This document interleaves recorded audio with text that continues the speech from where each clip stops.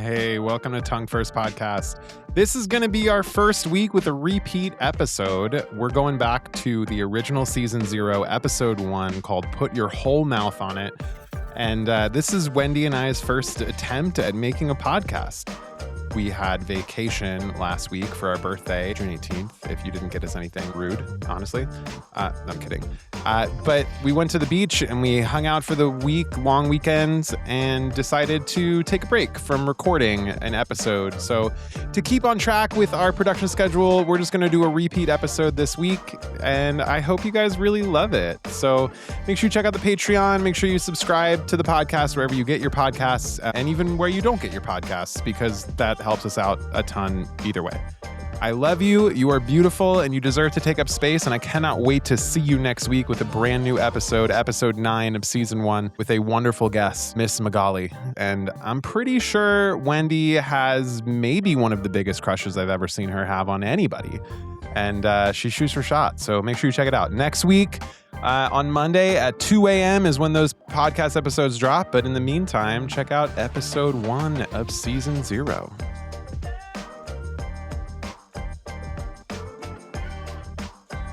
Hi, it's Bodera here, guest relations, social media, and the person responsible for getting the people you just heard into this room. If you haven't heard yet, we have a Patreon. It's called Tongue First After Hours. You can get ad-free episodes starting at $5 a month, bonus episodes at the $15 second cup tier, and at the Pillow Talk tier, you get all of that, plus a mention in the episode credits and extra chaos. I also book the guests, so if you want to know what's coming next, trust me, you want to know what's coming. The Patreon is where you'll hear about it first. And if you haven't been to the website yet, tonguefirstpodcast.com, go look around, get nosy, and say a wow. The link's in the show notes. Let's go.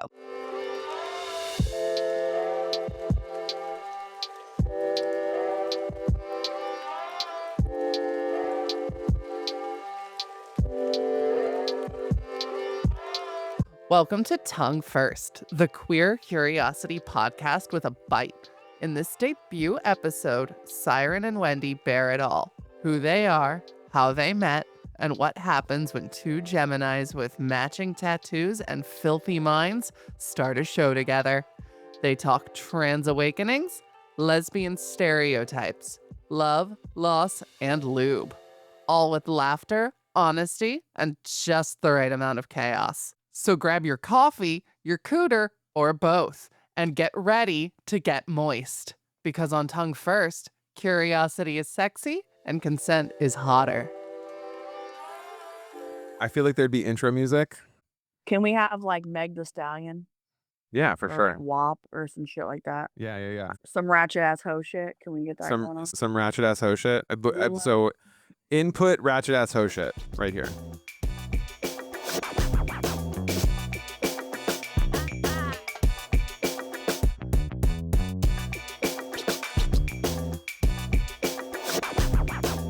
And put it right there.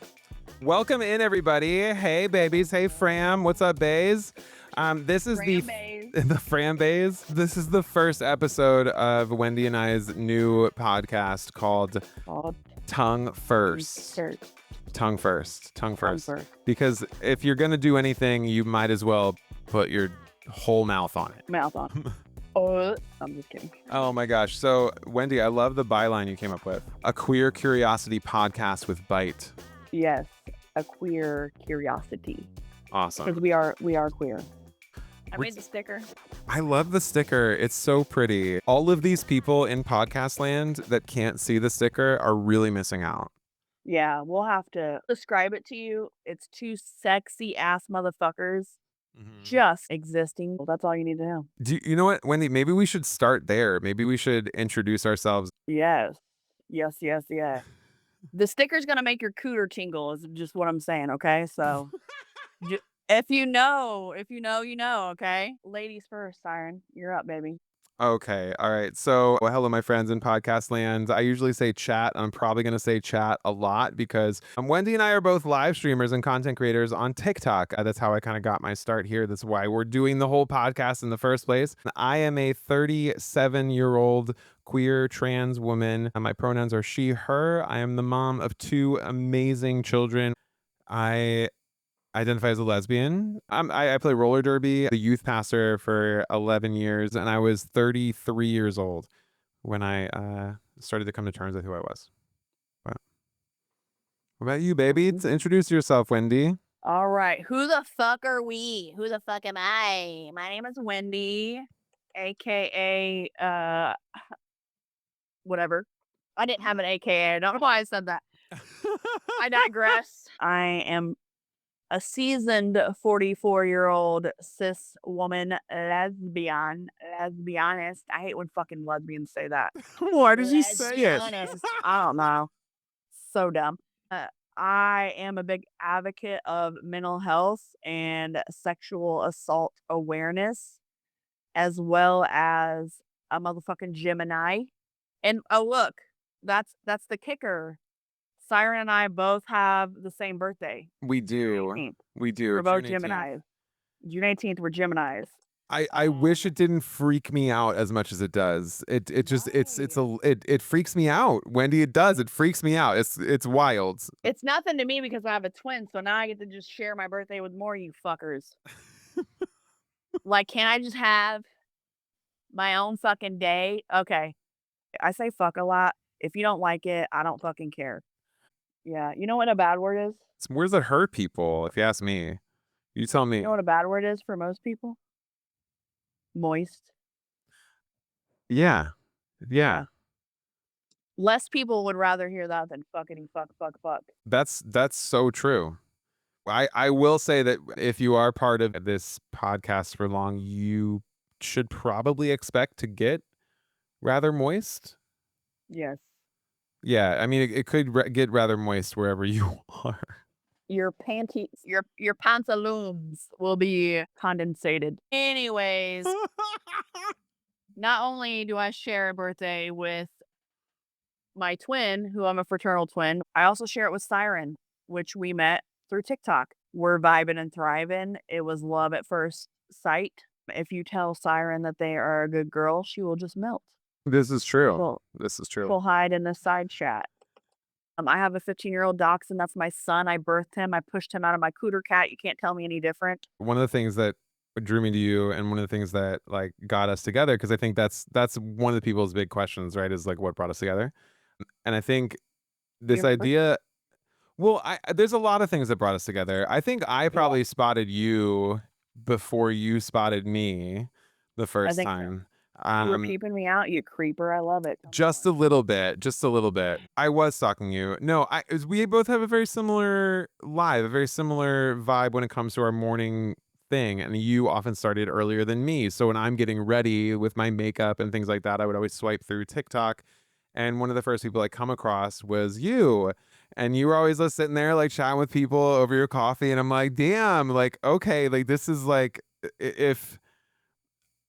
Damn, Zaddy. Like that, but like in a way, if I'm gonna be honest, like this, I'm not sure if this is gonna gas you up or how it's gonna make you feel, but like, fucking gas me up. But like, I was like, damn, like if I was born cis, this was probably potentially where I might be at. You know what I mean? Like this is the vibe, this is the energy that I would be living into, and it just kind of drew me in with that. I think with our energy and our matching style, I didn't even know at that point that we had the same birthday.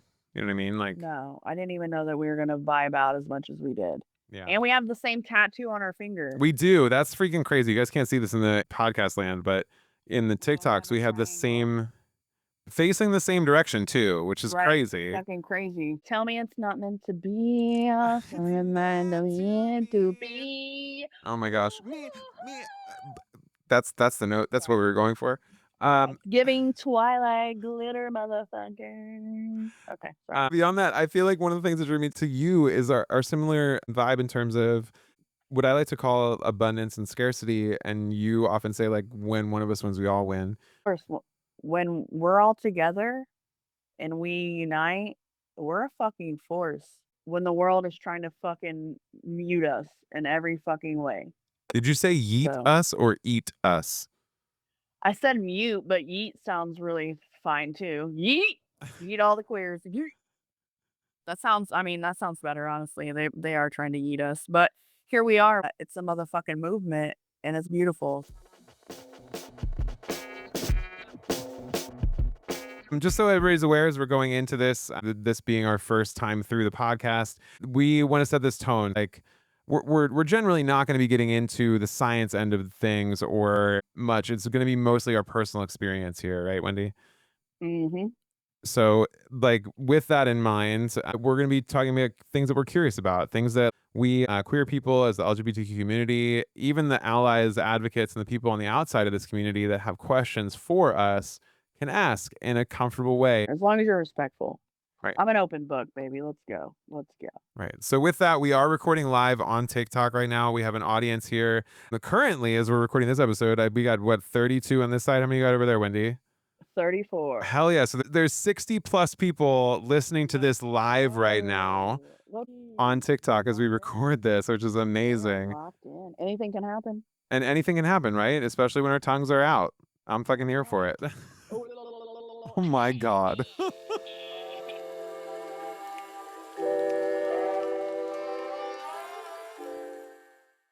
So segment number 1, we made it. We made it. How long has it been recording for? 17 minutes. Hello, 17 minutes. Which we can cut some time out of. Good job.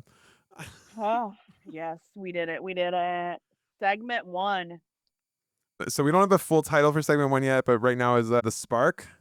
We've talked about cold questions. We have these like hot reaction questions where Wendy and I came up with some questions ahead of time that we were going to ask each other and get some cold responses for. They could be flirty, they could be deep, chaotic, downright off the wall weird. It could be something to do with something spicy. It could be something to do with something. Anything. Fucking anything. Game. Anything is game. All right. My first question. One of us is probably going to overshare. Spoiler, it's probably going to be me. Okay, so something I was very curious about is, when did you realize that you wanted to transition? And what made you decide to hard sell that shit, especially with how your family would react and your relationship and everyone around you? So I was curious to know how that looked. So I came out late in life. I didn't really have a lot of time to explore who I was when I was younger. And I think a lot of that had to do with the era that I lived in. I didn't know that other queer people, especially other trans people, even existed in the world until I was like 13 or 14. And by then I was really just so entrenched in the church and youth ministries and stuff. And then in the 2000s, which if you were part of that, you know very well how crazy some of the stuff in there could get in terms of like making you want to not be yourself. Yeah. So it wasn't until I was 33 years old, right around this time, actually, right in the beginning of October, my oldest was thinking of Halloween costumes for the family and was obsessed with Scooby-Doo at the time and wanted to go as Scooby-Doo in the gang. He wanted to be Shaggy. We had a dog, my ex and I, named Roscoe, who went as Scooby, obviously. My ex really wanted to go as Daphne, and then we had my youngest, who was assigned male at birth, and then myself between Fred and Velma. My ex, when we were figuring this out, was like, we can get Huxley up as Velma. That's fine. You can be Fred. It's fine. And I sat in that moment. I remember in the car, we were going up to like her parents' house for something, probably like, I don't know, the beginning of like, this is a lore drop. You ready for a big ass lore drop? Probably the beginning of archery season, like hunting season. I may or may not have hit a deer with multiple arrows before in my life. All of them have survived. Oh shit. Yeah, I'm a terrible shot, guys. I'm awful.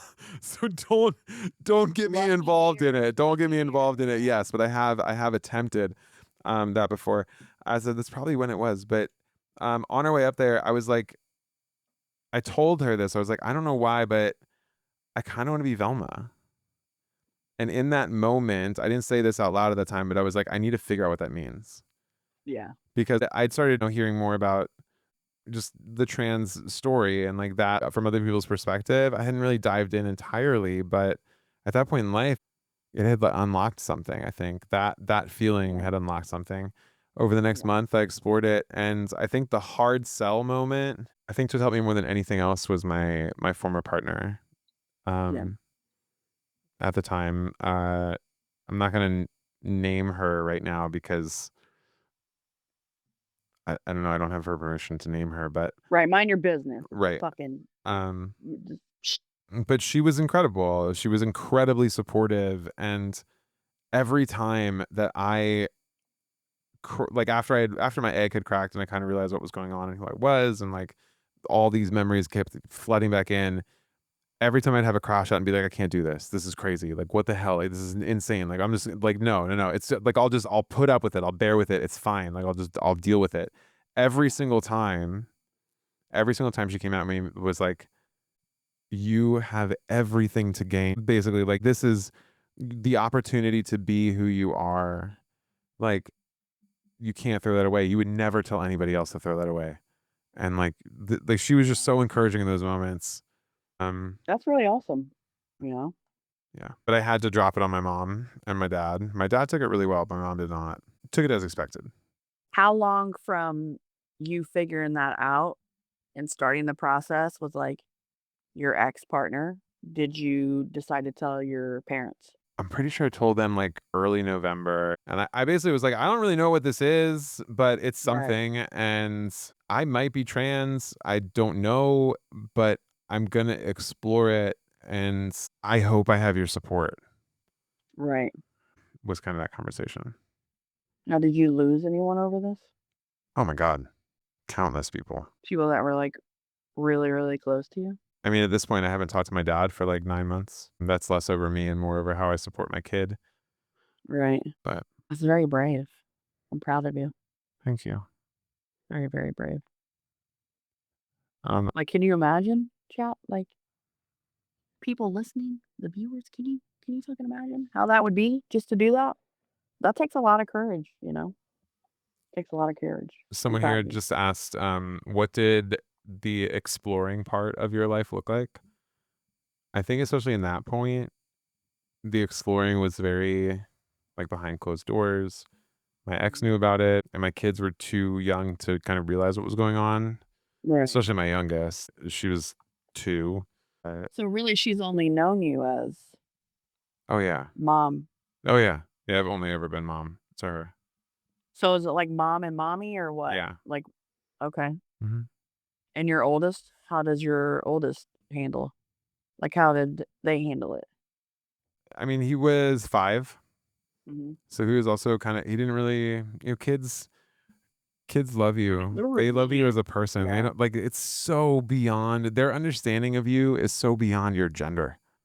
Have they ever like rebelled against that at all? Or they've just been totally like they moved right into it? They goof about it when they don't realize that it hurts me, Yeah. like calling me dad, like jokingly calling me dad, but they don't realize that it hurts me sometimes. Yeah. But they've never done it intentionally. You can drop them off at the fire station for a couple of days. No. They're incredible kids, to be honest. Like I love them so much. I love being a mom. I That love it. that was a big deep question to kind of jump us off Yeah. with. I was starting Yeah. with like some like silly like kind of spicy things, but like Nope. We're getting deep. no, okay. Yeah, we'll get spicy later. Well, I go, you go. You're tagged in, baby. What do you got for me? We've never talked about this. Do you have children? I do not. You No, don't I have do not. kids. I consider some my kids, but I have not given birth to any children besides Titus, my dog. Do you regret not having children? I think that when I was younger, I wanted to have kids because I love kids and like kids are very drawn to me and I'm very mama bear with kids and protective. I just am able to understand a kid and freely just like have fun with them, but also try to like teach them without being like making them think that you're judging them or but I have 21 nieces and nephews and 10 greats. So like I had to help raise half of these kids. So once I got to a certain age, I was like, you know, you have to run after these little motherfuckers. Like, have you ever chased a 2-year-old around? I know you have. They fucking are so fast. They're fast as fuck. There's Now a I just want moment to when you're a parent, there's parents out there that realize this, and aunts and uncles, I assume, that are out there that realize this too. There's a moment where the child can run faster than you can walk.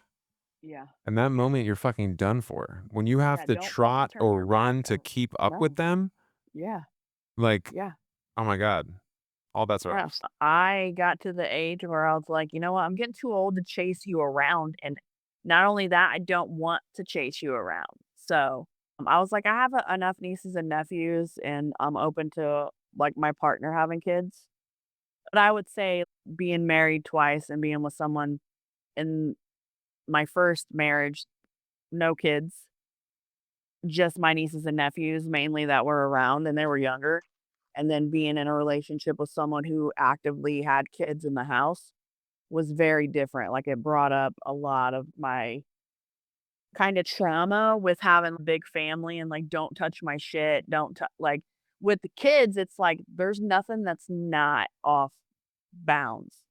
You know, like you want to share my clothes and like wear my shoes and like, oh my God, you might fucking stain it. And that was like a control thing that I had to sort of get over and just be whatever, kid, go through the closet if you want to wear something. But at first it was hard because I was used to having to hide stuff from my family because I moved out at 16 and everything that I worked for, these motherfuckers try to take all the time. So, a lot of trauma responses with stuff.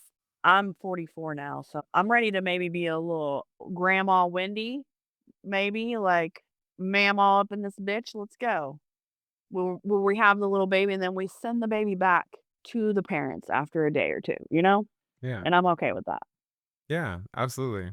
I think that's a role that like every kid needs in their life too. It's not Yeah. just like the parent role. Like honestly, kids need adults in their life. They don't need adults in their life they're gonna act like kids, or they just need adults in their Right. life who aren't gonna get mad at them for Yeah. acting like kids. Yeah. You know what I mean? And that aren't their parents. They need adults that Yeah. they can trust that aren't gonna get mad at them for acting like kids. And like, that's what Just let them be. yeah. Yeah. Cause look, we're all learning this life together. Yeah. There's no manual, there's no handbook. Those Okay. were good ones. Those were good ones. Let's go. Okay, I'm gonna loosen it up just a little bit. I'm just gonna loosen it up just a little bit. Let's loosen Okay, it up. what is the worst lesbian stereotype that you accidentally lived up to? That you accidentally lived up to? Yeah. Like what Oh stereotype did you like god. that you accidentally just like you just like were like, well, you know what? Fuck it. It's me. We're going for it. Oh no. Did I live up to a stereotype? U-hauling? Yeah, for sure. You definitely you hauled as a Oh yeah. I've done it with both marriages. Yeah. oh my gosh. How long did it take? The first one, like 3 weeks, but we were together for 13 years. After those 3 weeks. Yeah. Wow. Yeah. And then the second one is different because we knew each other for 9 years before, like, we were friends. We always had this connection and chemistry, but we never acted on it because we were with someone. So we just, like, we're always drawn to each other. And then, I don't know, like, day 2, we started dating, and then we moved in. We literally she proposed to me within 2.5 months of us dating. And we were living together and married before a year was up. And then we were divorced and separated within that year. So, Listen, welcome to my life. no one ever said being a lesbian was easy. No one ever said that. Ooh, to get divorced, married, and divorced all in a year is wild behavior. Yeah. Wild. Yeah. But We learn and we definitely grow. you, Holly. I mean, yes, when you know better, you do better. You know what? You know what's funny? To answer my own question, I'm not sure if you want to like change it up and throw it back at me, but to answer my own question, I actually think looking back, I'm pretty sure my ex and I kind of U-hauled. Yeah? Yeah. Like I I'm not surprised you're a lesbian. Hello? I know. This is what I'm saying. Is like she basically moved in with me 2 months after we started dating. Was like lived in my house. And we were together for a long time after that. Look, I think not only lesbians can U-Haul. I think That's a lot true. of heterosexual people U-Haul too. That's true. Absolutely. Yeah. Absolutely. It's just one of those stereotypes. The other one, for sure, 100%, Subaru knew I was a lesbian before I knew I was a lesbian. Bruh, fucking hate it. 100%. Everyone that comes into the chat when they see me because I'm blatantly a mass lesbian, what kind of Subaru do you drive? And what do I say? Ask your mom because I was fucking her in it last night. So ask your motherfucking mama because she liked my Subaru all up in her coocheroo. Oh my God. Shit. Oh my God. I digress. We all digress. Yes. Someone said I have a Honda Fit because I'm a pansexual. Oh, well, I know a pansexual that has a big ass Chevy fucking truck. So Did they put like cojones on the back? no, we No. don't. No, that is so stupid. Well, I mean, if you want to make your truck trans, like your truck, if you No, I put never if you thought put about that. testicles on a truck, you make it transgender. Ooh, why can't we get like pussy lips for the back of the truck though? Why do I always have to that'd be be like so bald? That'd be so Right. good though. Oh my Like, God. but you don't ever see like a pair of tits or fucking your flapping ass pussy. Well, like here's the thing. Well, I did think with the balls too. Like what? Like who wants to see that? Like I don't want to Right. see that. Who likes balls? Like honestly, who likes them? Exactly. Crickets. Crickets. No. Boys? Maybe? Okay, yeah. I don't know. Yeah. Anybody? Truffles? Can we get, this is a quick poll of the TikTok poll. live chat. Can we get just, this is no judgment. No judgment whatsoever. Everybody close your eyes. Everybody no peeking, close your No eyes. peeking. And if you like balls in your mouth, put a check mark in the chat. In that sort of sense, put a check mark in the chat. Yeah. And we're not going to say the name. We're not going to say the name. I'm just going to count how many check marks come up. Yeah, just who likes it? I got No one. ever.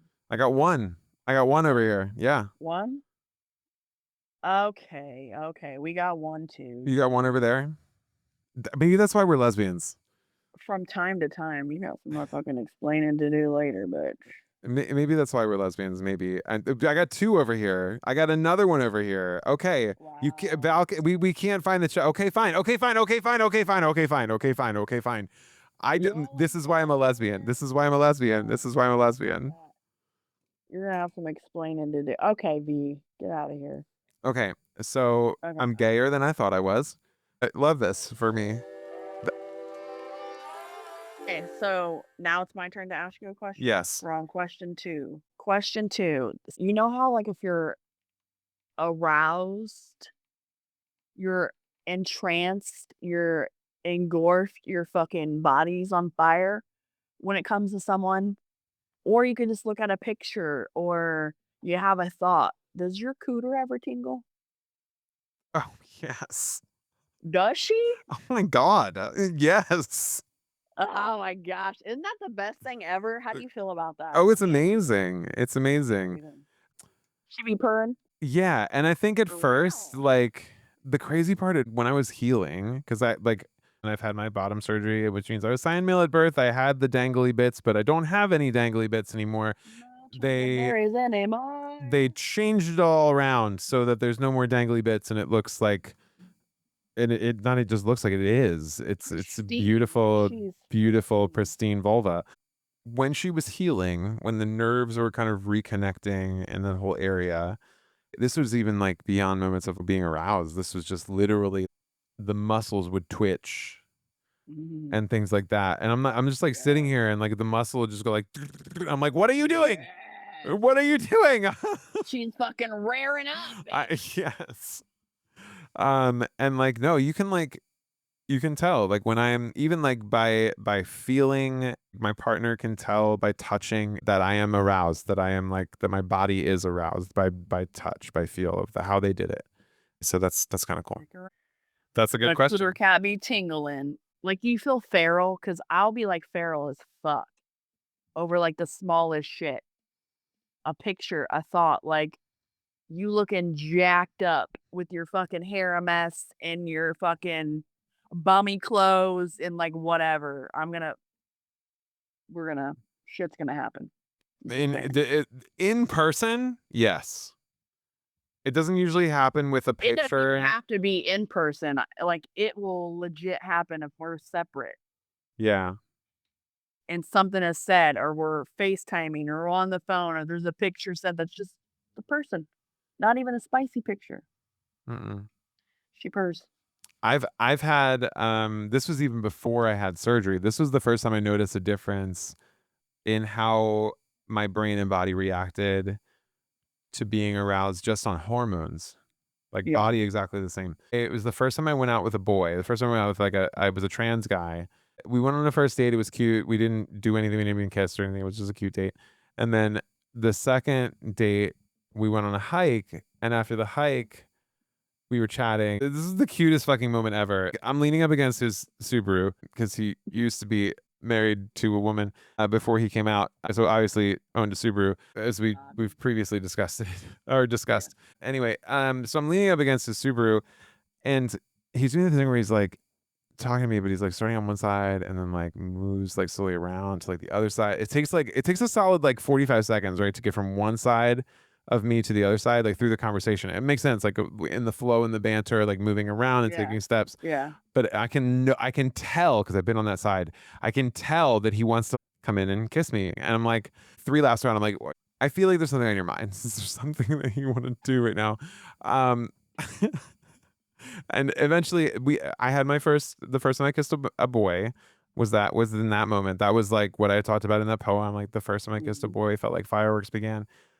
And the craziest part about it wasn't even the moment. I mean, I felt it. Like I felt like the kind of start, like kind of a core, like sacral chakra area, which is not where that usually started for me. But the crazy part of it was an hour and a half later, after he had like left to go do something else, and I go to the grocery store to do some grocery shopping. I remember this moment, and I swear to God, Wendy, if I was not holding on to a grocery cart, I would have hit the fucking ground. Because my legs like gave out from under me. Like I had never felt anything like that before. Like my legs were gone. That's the power of the pussy, baby. Let's go. I know, but it's hormones. It's crazy. It's like it's so crazy. And like that's something we can get into another time too, is how much like truly your experience of being a woman is about the hormones that are in your body. Yeah. More than the body parts you were born with. Just for funsies, did you rather orgasm with your new Oh my God, vagina? fuck yeah. Oh my God. Yes. So much, 1,000 million to that, like I can't even, they're not on same, they're playing different games. They're different games. They're on different books. Well, again, it's like it's less the body part and it's more the hormones, because it was before the body part change that it like started feeling different. And an orgasm with T as your primary hormone, it's very like trumpet, loud, all at once, like we're gonna like everything is all at once and it's done. Yeah. Okay. You can kind of feel the trumpetists like gathering their things together, like to start. But once it starts, it's gonna be fucking loud and quick, and then it's gonna be done. And it's great, right? Yeah. But it's like it's like an orchestra, baby. It's like the antithesis is like, it's like you can hear the string section warming up and you move into like the next like fucking acts and modes of this song as things rise and fall, and those moments of pause and break. I swear to fucking God, do you have any idea how much hotter it is when you break for like 5 minutes? You just take a 5-minute break, get a drink of water, and then just jump back into it. Holy shit, guys. Like, it's an anthology, a beautiful anthology. Exactly. Oh my God. And it lasts like, yes, there is one climactic moment, right? But it's every moment before and every moment after that is like, oh my God, it's so hot. Also, don't touch me because I might fucking jump out of my goddamn skin. Stop it. Don't touch me. Just pause where you're at. Don't fucking move. Just let me.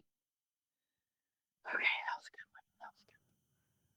Wendy's getting a little feral, guys. I'm always feral. And you want one more question? One more question. Okay. Yeah.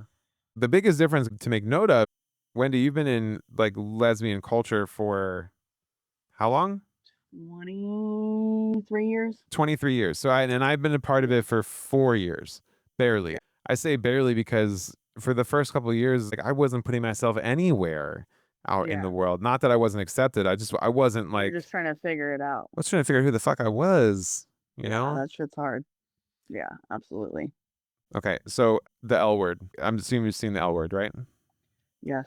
Okay. Who do you most identify with on Who the I L word? And who do you most identify with on the L word? And then who would you fuck on the L word? I would say fuck, marry, kill. Oh yes, fuck, marry, kill. Please fuck, marry, kill. Fuck, marry, kill on the L word. Go for it.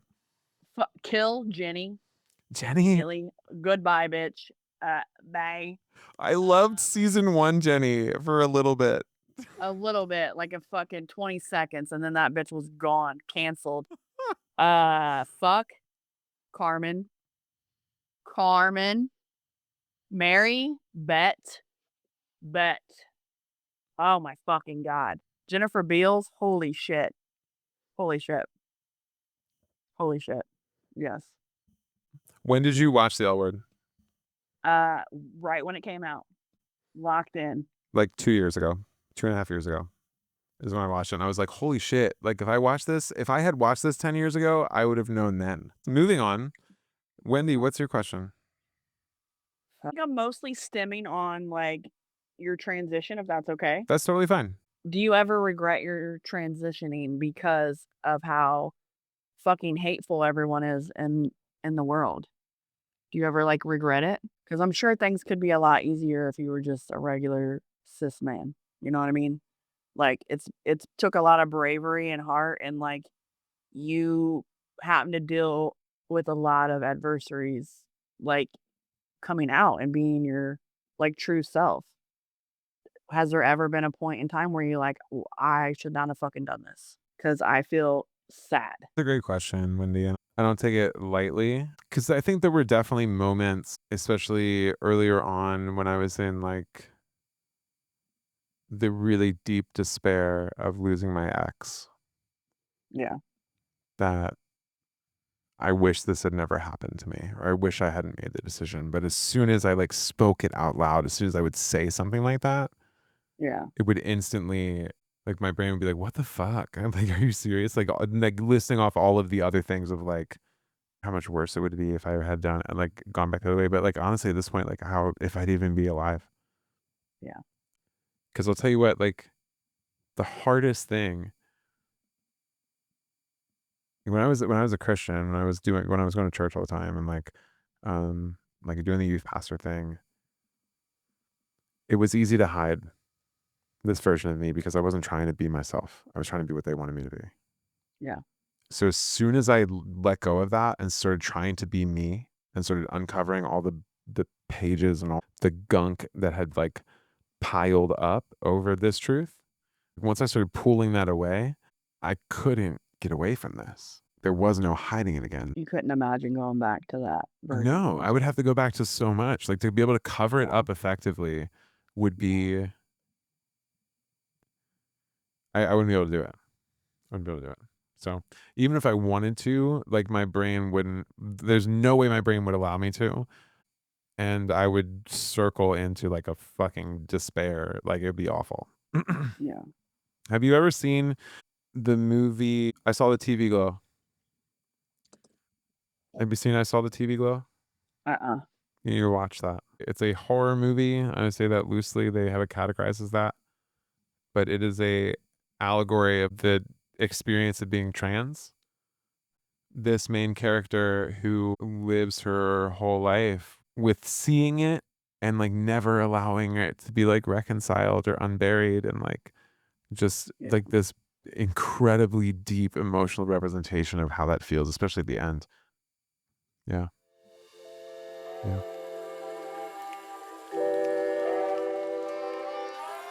Segment number 2, we want to do queerly controversial.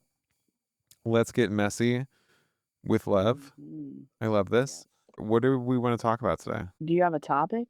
Well, the original one was, should queer people gatekeep queer spaces more or less? Should queer people gatekeep queer spaces more or less? See, I think this is like a double-edged sword for me, you know what I mean?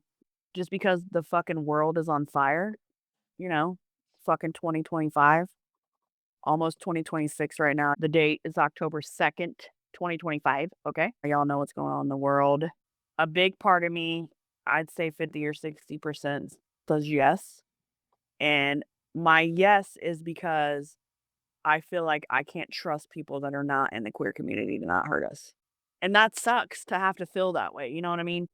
Because if you wanna come hang out in our fucking space, I'm all for it. Like, get on over here, then let's paint the town gay. But a big part of me is like, I don't know if I can trust you because are you gonna put me in danger? You're gonna put my friends in danger. And that is something that's really scary to me. But then another part of me is just like, I have cis friends that are heterosexual that like they love to hang out with the queer people and they have such a good time. So I think it's very much situational. Yeah. It would depend on what we were doing, you know, what we had planned, what we were doing, where we were going. And I might have to say hard no. Yeah. Yeah. It's If you tough. outnumber us, it's really a hard no. Right. Exactly. And I mean, Yeah. I went to my first like gay bar recently, Yeah. like 2 summers ago. I went to Woody's in Philadelphia. Shout out Philly. Shout out Woody's. Woody, And they got the wood. it's the first time I went to a gay club. It's the first time to a club in general for me since I was like Mhm. 20 years old, 19 or 20 years old, and snuck into the Iguana Cantina in Baltimore with my friends. And I'm now like 37. So Mhm. it had been a minute. And to go, like, what I had hoped to be more of like a safe haven for queer people, there were way more straight people there than there was Oh, any yeah. gay people. Like, there was Fucking so pineapples. many. It was a tourist. Pineapple. They were tourists. It was Yeah. crazy. And like Yeah. to the point where I'd be hanging out with people and like dancing with my friends or like, meeting new people there, and there would be men walking up to women that were clearly dancing together and like Yeah. not there for them, and would like introduce Yeah. like would interrupt their dancing and like hit on them and stuff. It was crazy. So in spaces like that, I want to say like, yeah, like gatekeeping to an Yeah. extent, but like at what point like to what point, to what end? I mean, we saw what happened in Orlando and like all these other places Yeah. and like, clubs like Yep. that. Like we want to be careful. So like I see both edges. I know that I feel that I mean, way in some spaces than others. yeah. And that's the sucky thing about it is that you can immediately go somewhere and tell you're not going to feel safe. Mm. You're going to be stared at. You're going to be judged. Just like I told you about the concert I went to. That's not the first time that's happened. Yeah. You know, it was a couple years ago. I am from Indianapolis. I was at work. My job was near the side of town that I was going to go to a concert to. So I went ahead and went to the concert, and I was meeting my best friend there. Could have been a country concert, I don't know. She likes a lot of country music. So I'm just standing outside of the venue, Deer Creek. We call it Deer Creek, but it's not that anymore. But if you're from Indiana, you call it Deer Creek. And I'm standing there just waiting on my friend. I'm by myself, and this cis white male walked up to me and said, uh, "You look like you're a faggot, aren't you? I should beat your ass." And I was literally just fucking standing there existing, not saying anything, not doing anything, just waiting for my friend. And that's a situation where I could have been hurt. You were so bold enough to come up to me and say that. It's crazy. That's not the first time that's happened. That I've been called out my name or like threatened just because of the way I look. How long ago was So this? this was just a couple years ago, maybe 3 at the most. Yeah. Yeah. I'm sorry that So happened to you, Wendy. it's just getting worse.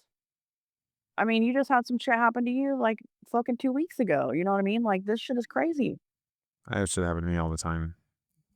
Yeah, I mean, the amount of times that we go somewhere and you can't unsee the fact that I'm gay because I am a mass lesbian, and people just fucking stare at you or they talk or you know what I mean, and then and you just can't be comfortable in your own space, and all you're doing is grocery shopping or going to an event with your family or you know what I mean, going to a Yeah. fucking movie or a concert, When you and it's know just the crazy. eyes are on you and you know that the whispers are about you, it's a lot of it's hard, especially when you don't feel safe in the space already. Yeah, yeah, Yeah.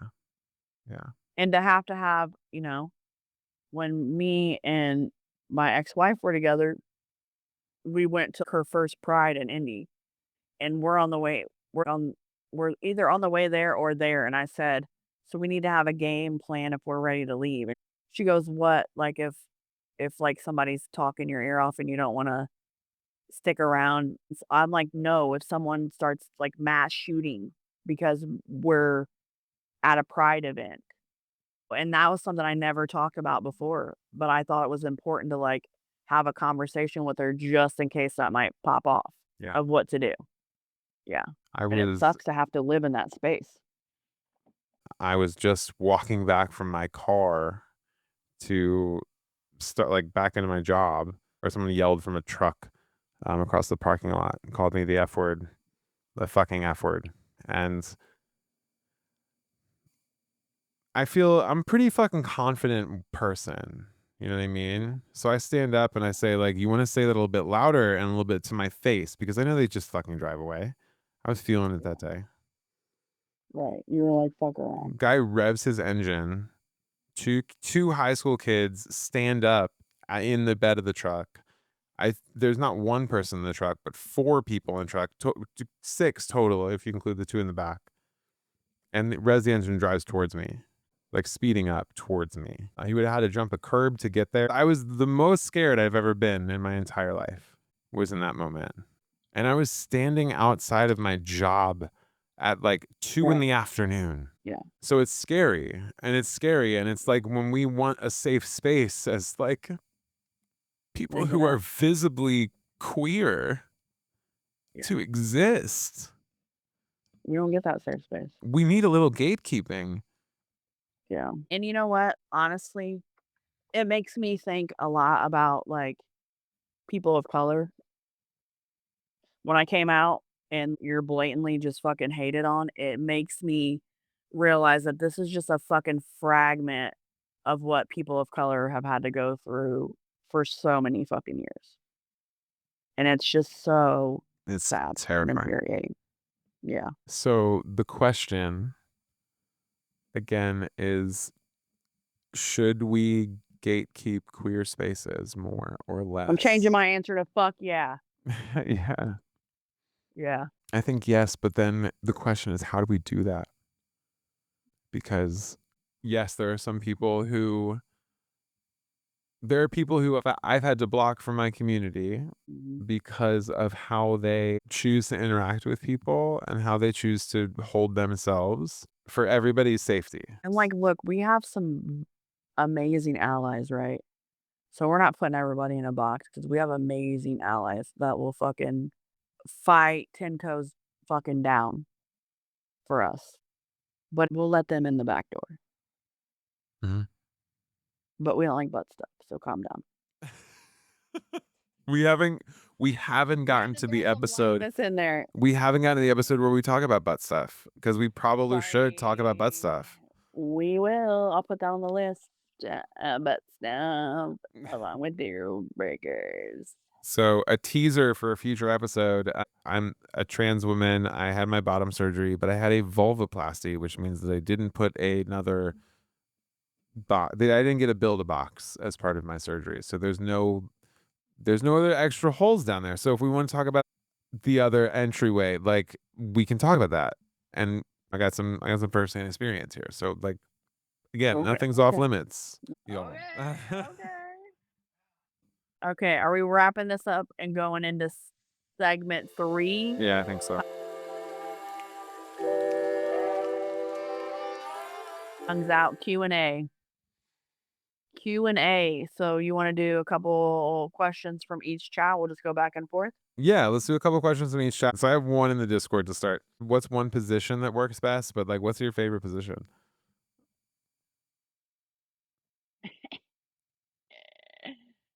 Do we have a category or like? I mean, there should be categories, right? I mean, I want to do or that's done to me. Which one are we like? Where do you hope to find yourself? In someone's pussy at all times. Okay, valid. I will smother myself to death before I come up for fucking air. Perfect. If you don't come, I'm not gonna fucking take a breath until you come. And I don't care how long I'm down there. What we're hearing, be careful with the words keep going if you're with Wendy. Because like she's gonna keep going until she just can't keep going. Yeah, I mean, you're gonna fucking tap out. We're not like, oh my God, you're taking too long.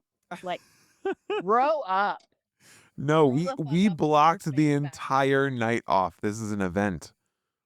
I need a snorkel, a pussy snorkel. So it's just fucking, we can put it in the nose and you can take little breaths.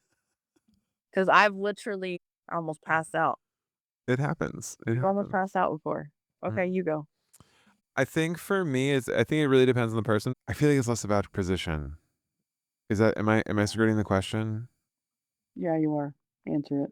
Position, I mean, like honestly, hands bound above my head would be perfect. Yeah, I mean that's kind of ideal. Beyond that, I don't give a shit. I mean, let's go. We have a question in the chat from Katie Tater Tot. I have only had queer relations once. It was not for me. Do you judge straight folks for trying?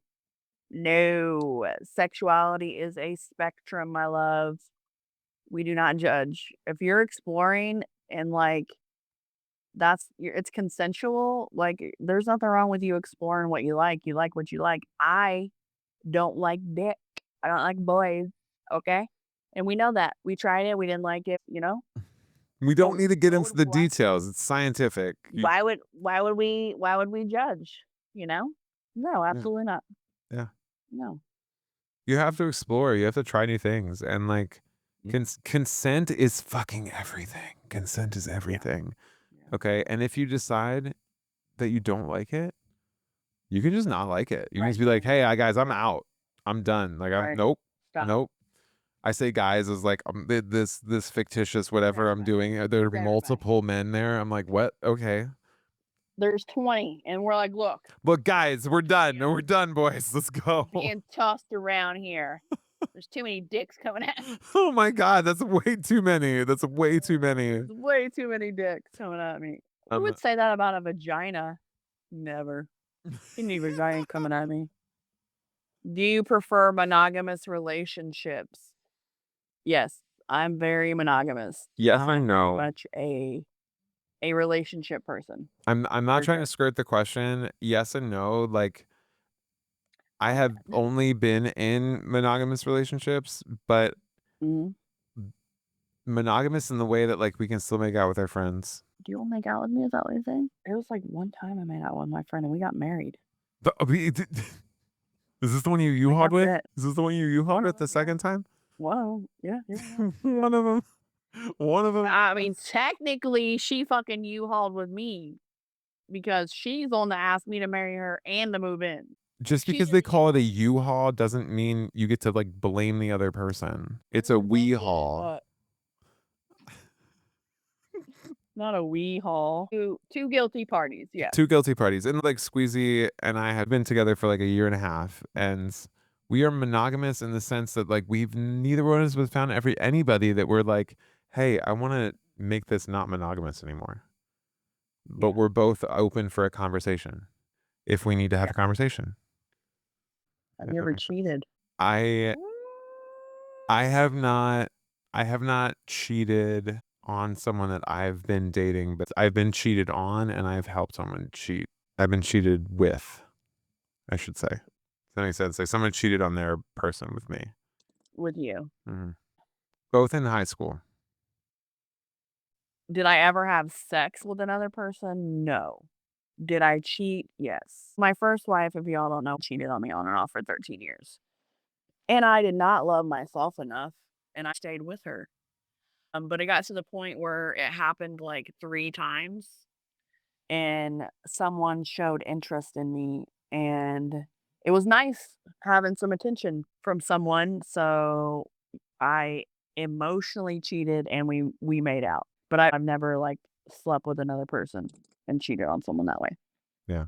I think for me, one of the reasons why I never did it was less about like any sort of moral obligation. I mean, I had a moral obligation, but I never really felt like I had the temptation. And I think part of it was I Yeah. never felt like I never felt like anybody would liked me. I felt like anybody was into me. Like, why would Oh. anybody be into me? Because I I so loathed myself, every aspect of who I was in terms of my body, especially. So for Yeah. someone to have like a very like primal, like physical crush on me, Mhm. my brain could not. Oh fuck. My brain could not. I could never expect someone to do that because there was like, I don't know, not at all. But now it's different. Do you have a relationship with the church or religion? Not really like that. I mean, I went to church when I was younger. I enjoyed going, like, it was fun. I did it when I was younger, probably like 8 to 10 or 11, and then I went to a Catholic school in 8th grade. And Catholic people, they're another breed. There's like slot machines, booze, and cigarettes in like these priest house, and I'm just like, holy shit, what's happening here? But I don't have religious trauma from parents or anything like that. They weren't really into going to church or being religious. My grandmother was, who I was close with her. She didn't judge me for being gay. She didn't preach to me, but there was always this underlying, like, it's not okay. So, yeah, I don't get into religion. It's just not for me. I don't yuck your yum. If like it's something that you like and it gives you hope and something to believe in, who am I to take that from you? It's just not for me. Don't make me feel bad about it. Don't squeeze it down my throat or make me try to stomach it. I don't want to. Exactly. But yeah, I think that your relationship with the church is a little different than mine. You've been out for 20 plus years. Yeah. I was heavily, deeply involved in religion Yeah. and Christianity for about 20 years. Yeah. Now, if someone asked me if God exists, I would say that God is everything, is all of it, is me, is you, is them, is the air we breathe, is the thoughts we think, is the fucking TV screen in our living rooms, is all of it combined into one thing. If we could do that, if we could pull it all together, that's God. Mhm. That's what I got. We got one more question. Okay. Your best advice for someone new to the lesbian dating scene from experience.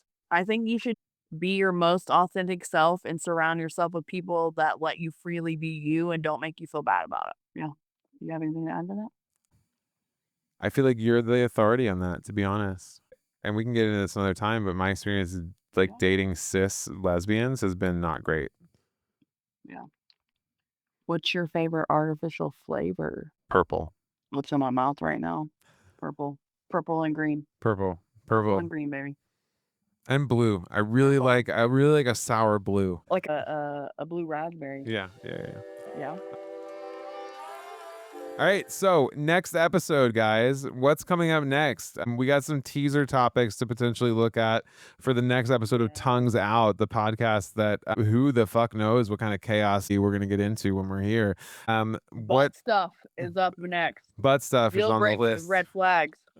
Well, I think navigating friendships, like queer friendships post breakup, is an interesting topic for discussion. Yes. Yeah. What queer means to you. Queer friendships in general. Yeah. Oh my gosh. Spicy. Like queer friendships get so spicy. You just want to make out all the time, but you can't because you're like friends and you're like that person's dating that person. And like, oh my gosh, it's crazy. It's crazy. Oh my God. Y'all will have to let us know what you thought about it. If you're digging it, if you're feeling it, if you want us to record more, if you loved it, if you hate it, what we can do better.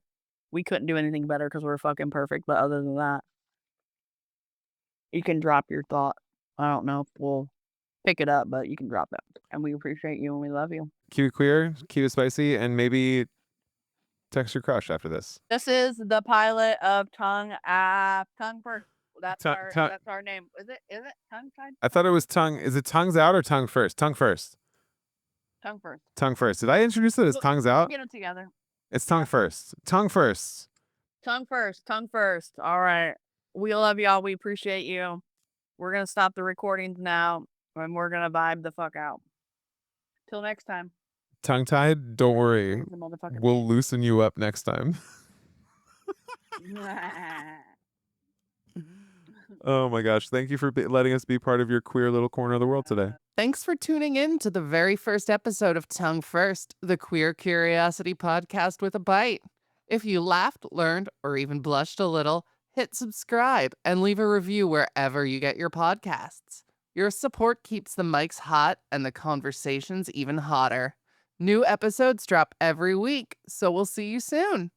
Until next time, stay curious, stay queer, and don't forget to lick responsibly. Tongue First is written and hosted by Aubrey Jane Jones and Wendy Reeves, produced and edited by Aubrey Jane Jones, recorded live with our TikTok communities where chaos and curiosity collide.